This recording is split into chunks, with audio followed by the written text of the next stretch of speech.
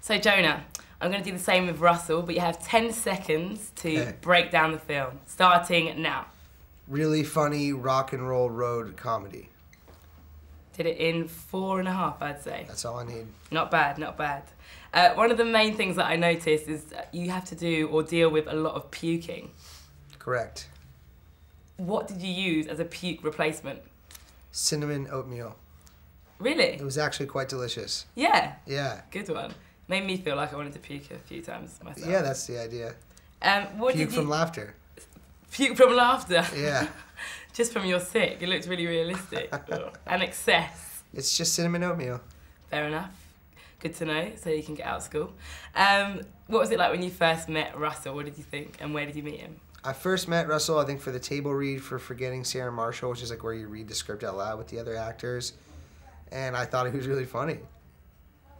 And I think Russell polarizes people. He's got kind of very eccentric, kind of British quirks and traits and talents. Like, does he ever crack jokes that you think, what the hell are you going on about?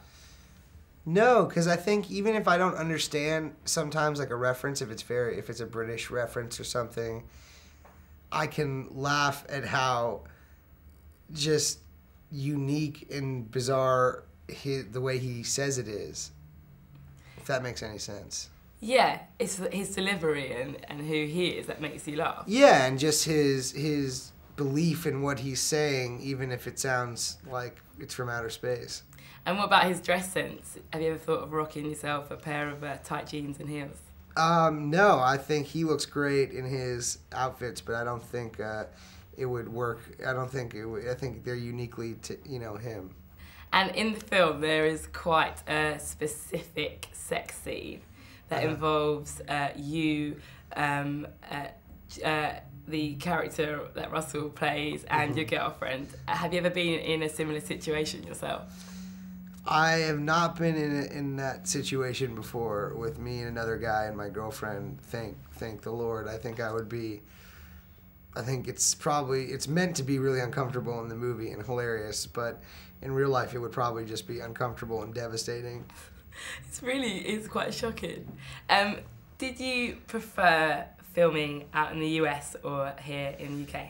I really preferred shooting out here. I thought the crew here was so nice, and also it's just so different to get to shoot a movie in London. I never thought that I would ever get to do something as cool as that.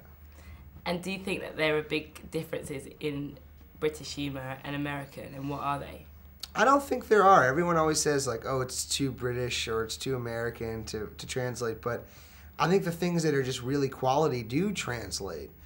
I think the British Office is, one of the greatest pieces of creative work ever. I think it's amazing and heartbreaking and hilarious, and the Dali G show and Garth Marenghi's Darkplace, and I think there are a lot of American comedy things that work really well over here, and I think it just has to do with the quality of them, not the nationality of them.